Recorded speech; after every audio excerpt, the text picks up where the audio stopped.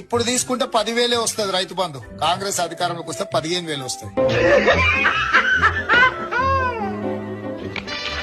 చదువుకునే ప్రతి యువ విద్యార్థినికి ఎలక్ట్రిక్ స్కూటీ ఉచితంగా ఇచ్చి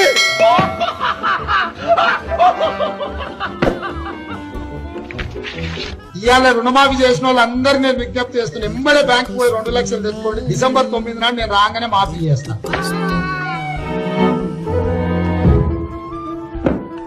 ఇప్పుడు పెన్షన్ తీసుకుంటే 2,000 వస్తుంది. కానీ ఒక్క నెల వాయిదా పడ్డదంటే వచ్చే నెల మేము 4,000 ఇస్తాం.